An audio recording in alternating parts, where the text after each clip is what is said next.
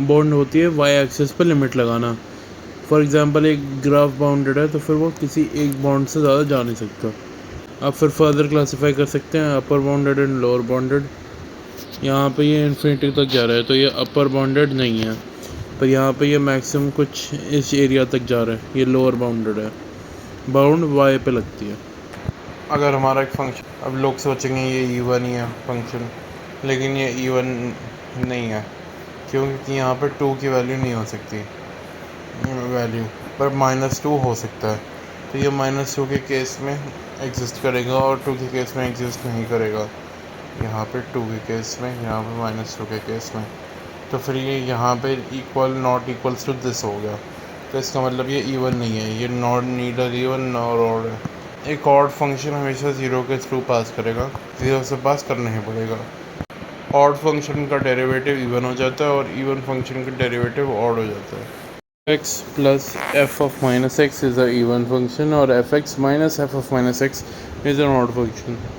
F X को हम लोग लिख सकते हैं half of a even function and half of a odd function, जिसमें इवन फंक्शन ये वाला है और ऑड फंक्शन ये वाला है। अगर एफ एक्स इवन और ऑड दोनों हैं तो एफ एक्स ज़ीरो है। अगर F is equals to G X A से बी में और वो इवन है तो F X is equals to G of minus X, और अगर वो ऑड है तो F X is equals to minus of G of minus X, minus A से माइनस बी में, मतलब सॉरी स्टूपिड ना, माइनस बी से माइनस ए में। अगर वाई एक्सिस की एक साइड इसकी रेंज अल्फ़ा से बीटा होगी और अगर वो इवन होगा तो उसकी दूसरी साइड पे भी अल्फ़ा से बीटा होनी चाहिए, पर अगर वो ऑड होगा तो उसकी दूसरी साइड माइनस बीटा से माइनस अल्फ़ा तक होनी चाहिए रेंज। ए बाई बी और C by D is equals to L C M of A C divided by H C F of B D. अगर एक फंक्शन है एफ एक्स, इसका period T है, F of A X plus B का period होगा T by mod A, period T है, और जी x है या तो पीरियोडिक हो सकता है या फिर हो सकता है लीनियर। अगर लीनियर हो गया तो फिर ये टी बाय ए हो जाएगा, a being the coefficient of x, और अगर पीरियोडिक है तो फिर इसका जो पीरियड है, जी का जो पीरियड है पर से T1, तो पूरे फंक्शन का भी पीरियड हो जाएगा T1। फंक्शन होगा जिसका T1 पीरियड होगा और एक और T2 से मल्टीप्लाई ऐड माइनस या फिर डिवाइड होगा, तो नेट जो पीरियड होएगा वो एलसीएम ऑफ T1 और T2 का होगा। Box x plus box x plus box x plus box x ऐसे अंदर अंदर अंदर n टाइम्स होगा, तो इसकी वैल्यू होगी n ऑफ बॉक्स एक्स।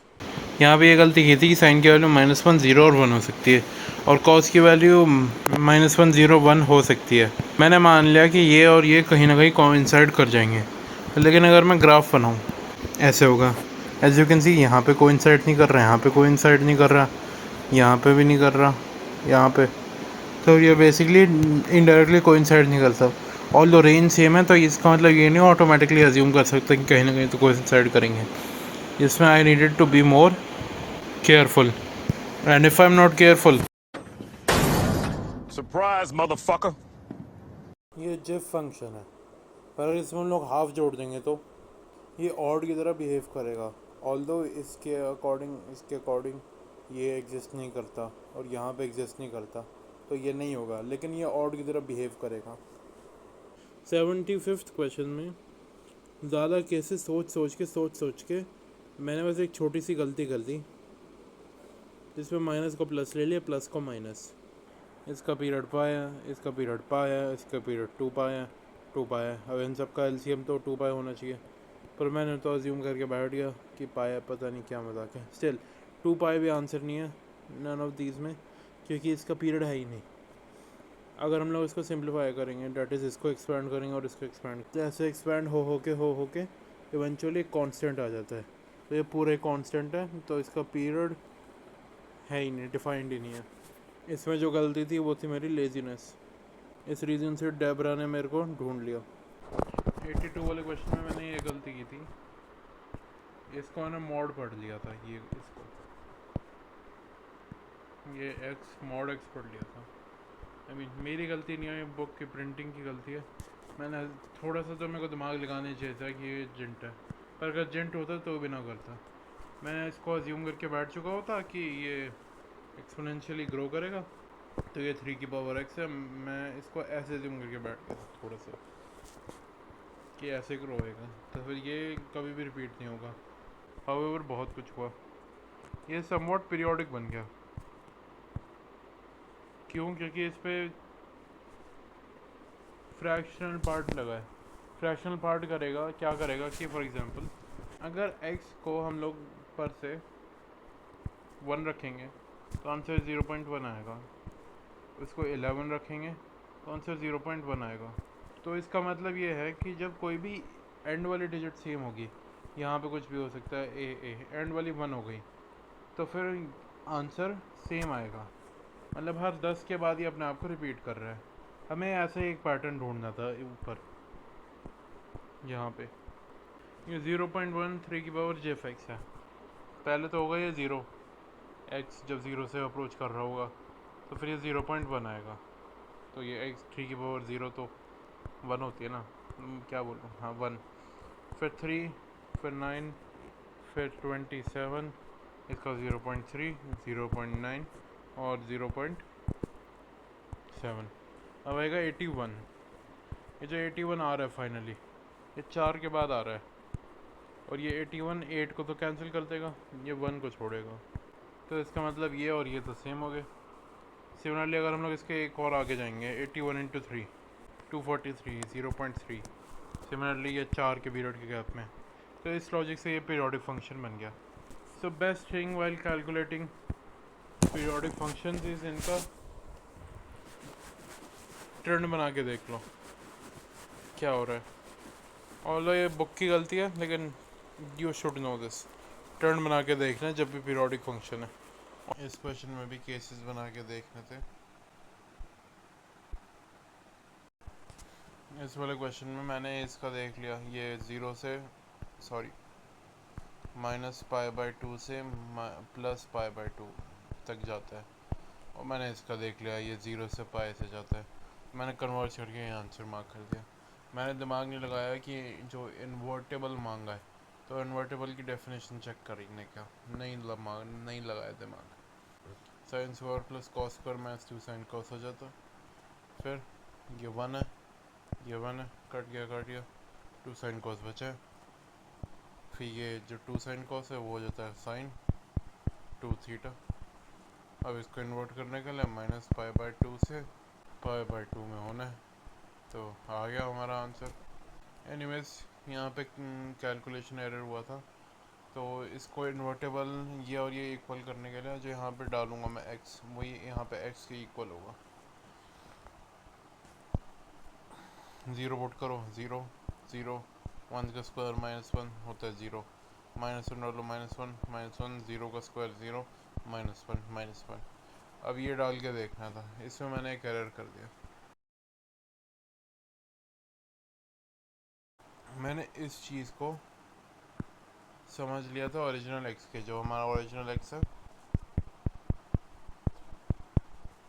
इन दोनों को इक्वल समझ लिया था। तो भाई कैलकुलेशन एरर या फिर clinical error, I don't know क्या बोलूँ इसे। ये मेरा वही क्लिनिकल एरर हुआ है रीड करने का, नॉट अ पॉसिबल वैल्यू देखनी थी। इस वाले को सिंप्लीफाई करना है 101 को, ये आ जाएगा। अब ये √2 बाहर ले लिया, इसका मतलब √2 हम लोग पूरी इक्वेशन से हटा सकते हैं, ऐसे अज्यूम कर सकते हैं। ये x + π/4 है, sin x + π/4 ऐसे होगा। ये वाला यहाँ से यहाँ तक लेके जा रहा है, ये वाला यहाँ से यहाँ तक लेके जा रहा है, और ये वाला यहाँ से यहाँ तक, तो ये 2 बार आ रहा है, इसलिए इन्वर्टेबल नहीं है, इसलिए यही आंसर है। यहाँ पे ये fx है, 16/y का स्क्वायर +1 हो जाएगा, इसको x रख देंगे, ये x का इसको x की जगह रख देंगे 4/y को, तो √x हो जाएगा 2/y। इससे मैंने ये गलती की है कि यहाँ पे 2 और 2 होना था, फिर बाद में जो बनता है उसका स्क्वायर करना था, तो इसलिए 25 आएगा। ये वाला क्वेश्चन पढ़ा मैंने, एक तो ये हो गया f(n) = n, फिर मैंने ये और ये डाला इस इक्वेशन में, ये निकला मेरा, फिर ये निकला, फिर ये निकला, ऐसे ये डालने पे तो ये तो निकल गया मेरा, लेकिन मैंने एक चीज़ नहीं पढ़ी, ये बिलोंग्स टू ये। तो फिर ये हमारा डिस्कार्ड हो गया, जिसकी वजह से सिर्फ 1 बचा है। 118 में मैंने ये गलती की है। 1/64 इज इक्वल टू 1/4 का square. Stupid payment to stupid. ये क्वेश्चन है, मैंने इसका ग्राफ बना दिया था, और क्या किया मैंने, ये बनाया ग्राफ में मैंने सोच लिया अगर ए यहाँ से ज़्यादा ऊपर होएगा तो फिर ये 4 जगह पर कट करेगा। ये ए नहीं था, ये मॉड ए था, तो मैंने इसको नॉर्मली 4 से ऊपर कर लिया था, पर वो ना -4 से ऊपर था। अब ये तो ऑब्वियसली नेगेटिव होगा अगर वो होगा, तो फिर मैं इसके मॉड को खोलने से डर रहा था। मॉड को खोलता तो ये आता मेरा, आई थिंक प्रो ने लिटिल चीनो को मारने में हेजिटेट किया और उस बच्ची की मम्मी मर गई। लॉल नहीं, सैड। यहाँ पे गलती की मैंने कि ये और ये समझ के मैंने समझ लिया कि जो भी चीज़ है हाफ की लाइन के अबाउट सिमेट्रिक है, लेकिन ऐसा नहीं है। इसको और इसको ऐड करेंगे तो है। अगर हम लोग यहाँ पे gx ले लेंगे, ऐसी बन जाएगी प्लस है। ये हाफ के अबाउट सिमेट्रिक तो है, लेकिन किस तरीके से सिमेट्रिक है। अगर हाफ से कुछ एक्स डिस्टेंट ऐसे जाएंगे और एक्स डिस्टेंट से ऐसे जाएंगे, एक्स नहीं कह सकते, कुछ नया एक्स टी डिस्टेंस ऐसे जाएंगे, टी डिस्टेंस यहाँ जाएंगे, तो ये बेसिकली ऑड फंक्शन होगा अबाउट 1/2, इसलिए इन्होंने सिमेट्रिकल अबाउट 1/2, बोल दिया। ये नोट टू सेल्फ ऐसे ऐसे कुछ कांस्टेंट के आ जाएगा। नोट टू सेल्फ, अगर ये ऐसी एक जनरल इक्वेशन आएगी, then it will be symmetric about the point a/2, k/2। यहाँ पे ये चीज़ इस वाले क्वेश्चन नंबर 114 में इंटरेस्टिंग चीज़ किया। यहाँ पे अगर देखें, इन लोगों ने हाफ से रिलेट कर दिया, ऐसे कर दिया। यहाँ पे मैंने रीच कर लिया था, मैं यहाँ पे अटक गया। ये भी समझ गया था मैं -x के इक्वल होगा, सम वॉट ये सोच लिया था। अब ये लिखता मैं, इन लोगों ने क्या किया कि ये -x के इक्वल है, और इसको एक और 3/2 से लाएंगे तो फिर ये फिर से x के इक्वल हो जाएगा, 2 बार माइनस हो जाएगा। तो 3/2 के 2 यूनिट्स में माइनस माइनस प्लस हो जाएगा, तो फिर 3 इसका पीरियड हो जाएगा। क्वेश्चन नंबर 115 में ये चीज़ नोटिस करने की थी, ये और ये तीनों सेम रहते हैं थ्रू आउट द इक्वेशंस। तो इसका मतलब है समहाउ हमें इसको और इसको रिलेशन में a² - b² करना था। तो उसको करने के लिए